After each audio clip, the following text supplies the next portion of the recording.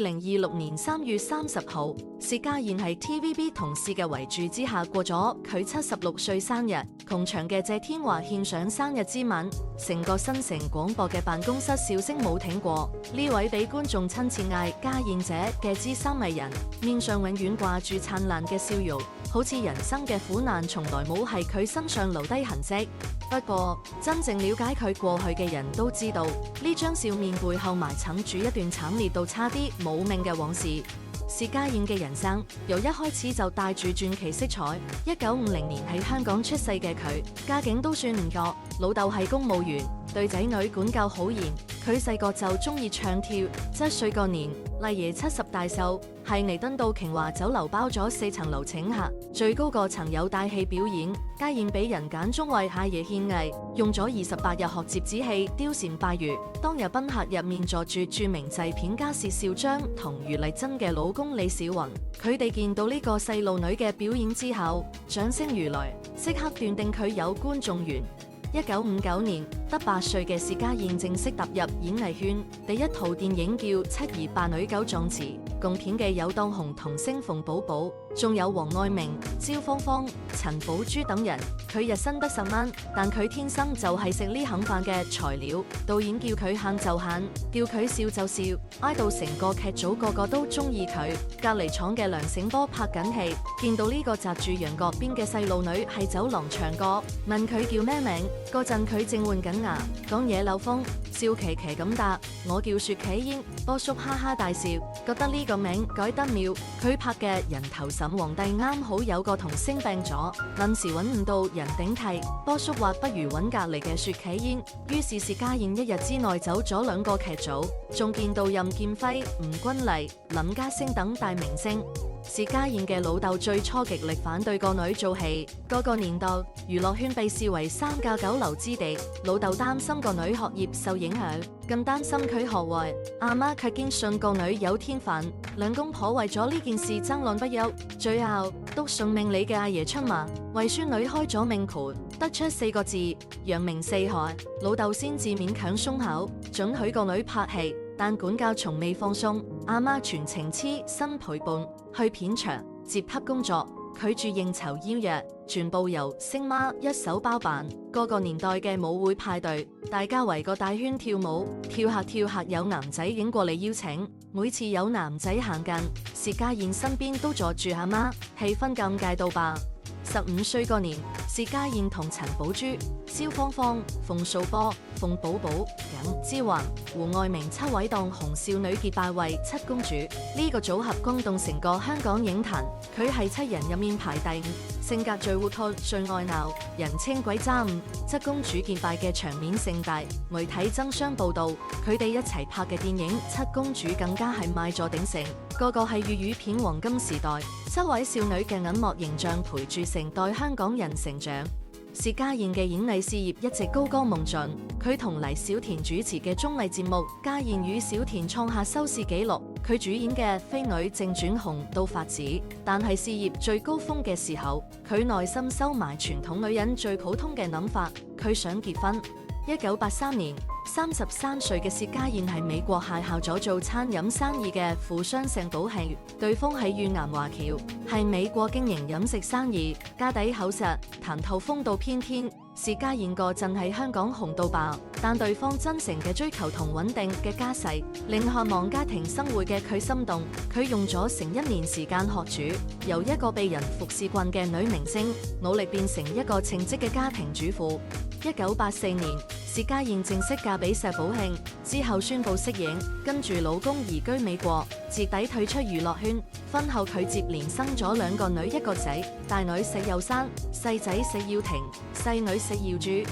豪門生活表面風光無限，實際上暗瘡處處。薛家燕嘅奶奶控制欲好強，唔准兩公婆閂門瞓覺，隨時衝入睡房，將呢個昔日大明星當作唔識世界嘅新抱嚟管教。更令佢絕望嘅係，老公鄭寶慶嘅本性慢慢露出嚟。佢唔單止長期喺出面包養情人，甚至係薛家燕懷第3胎期間，同女秘書暗度陳倉，仲試過將一對年幼仔女反鎖喺車入面，只為咗方便自己同第3者鬼論。最似同薛家燕嘅一幕發生喺1990年，當時得4歲嘅大女石佑生喺公園親眼見到老豆同第二個女人親熱，一個4歲嘅細路唔識咩叫偷情，但佢返到屋企懵懵懂懂咁同阿媽講話爸爸同一個唔識嘅阿姨諗埋一齊。薛家燕心如刀割，佢揾奶奶主持公道，希望家族長輩可以勸老公返屋企。奶奶俾佢嘅回答冷到好似冰，男人逢場作戲好正常，你要學識忍。佢忍咗，因為佢愛呢頭家，愛佢3個細路，佢選擇等待，等老公回頭。佢等咗幾多年？3年。謝寶慶徹底拋妻棄子，離家出走3年，一次都冇翻嚟睇過啲細路。薛家燕後來喺訪問中話：到底係咩人可以連親情、連細路都唔理？呢個時候你就要諗清楚，佢仲值唔值得你去愛？唔單止咁，謝寶慶仲將自己名下嘅資產全部秘密轉去阿媽名下，奶奶仲以業主身份逼薛家燕同3個仔女搬走。1995年，薛家燕以被遺棄多年為理由，成功申請離婚。佢係淨身出戶，連細路嘅撫養費都冇拎到1毫子。離婚之後嘅薛家燕帶住3個細路，喺西半山某老牌豪宅25樓一個單位入面，經濟來源斷咗，積蓄幾乎洗實。佢一夜之間由豪門富太變成走投無路嘅單親媽媽。佢體重就降到80斤，日日都覺得人生冇晒希望。有一日食飯嗰陣，客廳嘅吊燈突然跌咗落嚟，砸喺地板到碎晒。佢望住地下嗰堆碎片，竟然覺得連天都喺度叫佢走。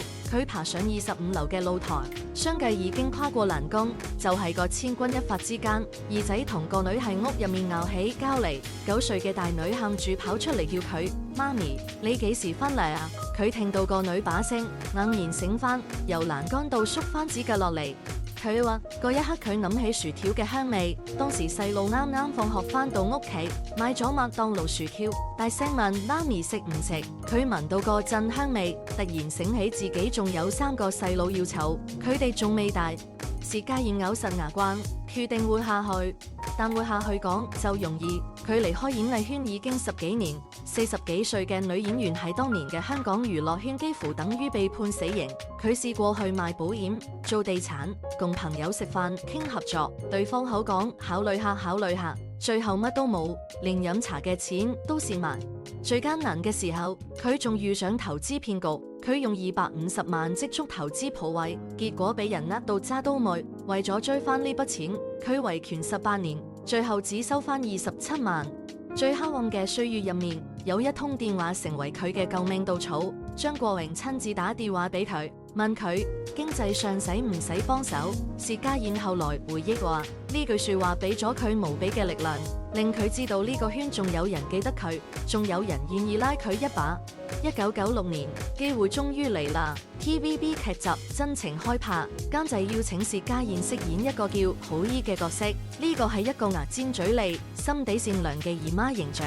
薛家燕將自己呢幾年經歷嘅坎坷同掙扎，全部融入角色之中。佢演嘅好姨既有市井婦人嘅精明潑辣，又有單親媽媽嘅隱忍堅韌，令無數香港觀眾睇到又喊又笑。真情播出之後，收視率節節上升，薛家燕一炮而紅，重返一線。佢後來坦言，呢個角色令我賺咗半億，湊大咗3個細路。從此，薛家燕嘅事業全面復甦。佢係周星馳嘅電影《食神》入面做評判，食完一碗黯然銷魂飯之後，誇張到極致嘅陶醉表情，成為華語電影史上最經典嘅喜劇片段之一。佢係 TVB 長篇處境劇《皆大歡喜》入面飾演嘅慈高，深入民心。佢仲為劇集創作咗一段十字步舞蹈，風靡全港，連小學生都識跳。與此同時，薛家燕開始投資樓市，佢聽從前輩嘅建議，低買高賣，累積咗大量物業。據不完全統計，佢名下至少有9個物業，市值超過2億港紙。佢仲係香港創辦咗家燕媽媽藝術中心，專門教小朋友唱歌跳舞做戲，到而家已經培養咗無數學生，唔少新晉港姐同小童星都出自佢門下。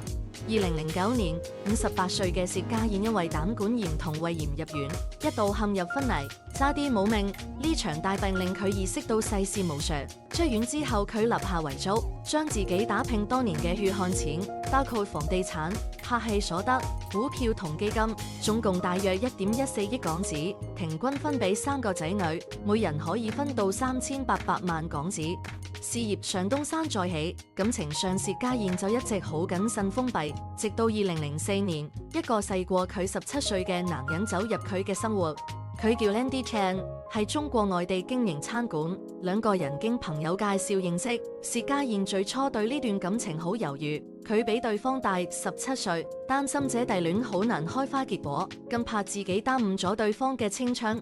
但 Andy 嘅執著打動咗佢。有一晚，薛家燕唔記得同 Andy 講晚安，對方轉訊息話：點解今日聽唔到你把聲？失望之情寫晒係面。兩個人曾經一度因為距離問題分手。薛家燕狠心叫佢去識第二個女仔 ，Andy 只係回咗幾個字：你咁令我肝腸寸斷。8個字令薛家燕徹底破防，佢喊住回心轉意。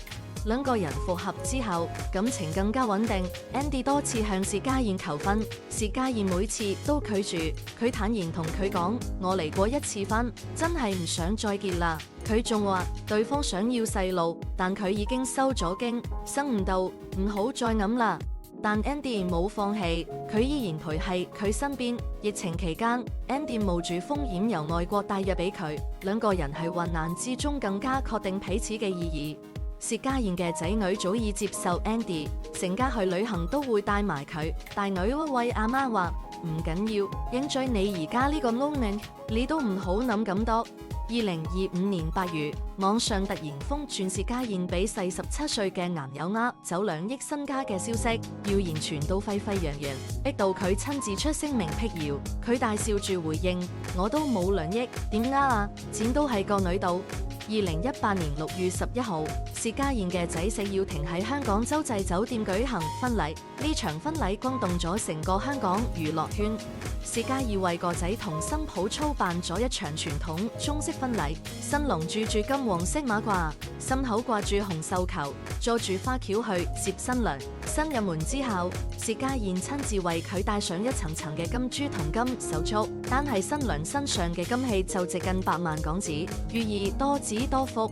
婚宴設喺香港洲際酒店，一共53圍，每台大約2萬港紙，連埋賓客入住嘅總統套房、婚禮佈置、禮服同酒水，一日嘅使費差唔多420萬港紙，仲未計。薛家燕更直接送出一套價值2000萬港紙嘅西半山豪宅俾個仔同新抱做新房，前後加埋呢場婚禮總使費大約4000萬港紙。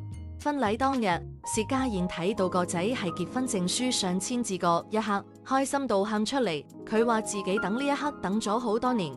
令人唏噓嘅係，個仔訂婚之後，失聯多年嘅前夫石寶慶突然返咗香港，幾番想同薛家燕再續前緣。薛家燕拒絕同前夫見面，佢話自己唔怕仔女俾生父帶走，仔女會明白邊個先係最愛佢哋嘅人。薛家燕嘅3個仔女而家各有成就，大女石有山做薛家燕同歌手黃子軒嘅經理人，個仔石耀廷喺一間網站公司做市場推廣，婚後生活美滿。細女石耀珠就打理家燕媽媽藝術中心嘅日常營運。2026年3月30號，薛家燕迎來76歲生日，佢依然活躍喺演藝圈第一線，全年接過8個商演活動，由主持、演出到巡迴演唱，幾乎日日行程排到滿。大女石有山擔心佢身體，主動幫佢推咗幾個工作，希望將阿媽嘅工作量減少1/3。薛家燕卻唔係好願意，佢話難得有咁多張節，大家一齊做，我又好開心啊！佢坦言，企喺台上聽到觀眾嘅掌聲，各種開心比賺錢更令人滿足。薛家燕嘅健康狀況近年來確實有啲隱憂。74歲嗰陣，佢確診患上濕性老年黃斑病變，差啲失明。佢嘅聽覺都有啲退化，加上長年奔波勞碌，屋企人對佢身體越來越緊張。但佢本人心態非常好，定期做身體檢查。薛家燕嘅一生係一部濃縮嘅香港娛樂圈變遷史。佢8歲出道，由日薪10蚊嘅童星做起，到15歲同陳寶珠、蕭芳芳結拜為七公主，紅遍粵語片時代。佢33歲為愛息影，加入豪門，卻係39歲俾老公拋棄，帶住3個細路淨身出戶。佢曾經係25樓嘅露台差啲跳落去，卻係最後一刻俾細路嘅喊聲拉翻嚟人間。佢40幾歲復出，靠好醫一個角色翻身，從此再冇人可以將佢打倒。而家嘅薛家燕名下9個物業市值超過2億，創辦嘅家燕媽媽藝術中心遍佈全港，3個仔女事業有成，孫輩喺身邊玩樂，身邊仲有一個細過佢17歲嘅男友默默陪伴，唔結婚唔生仔，只係簡單咁愛住。2022年11月，薛家燕接受訪問嗰陣被問到對婚姻嘅睇法，佢講咗一段令人印象深刻嘅話：婚姻係2個人嘅合作，對我嚟講，我會遷就對方，但如果佢同你背道而行，你就放棄啦。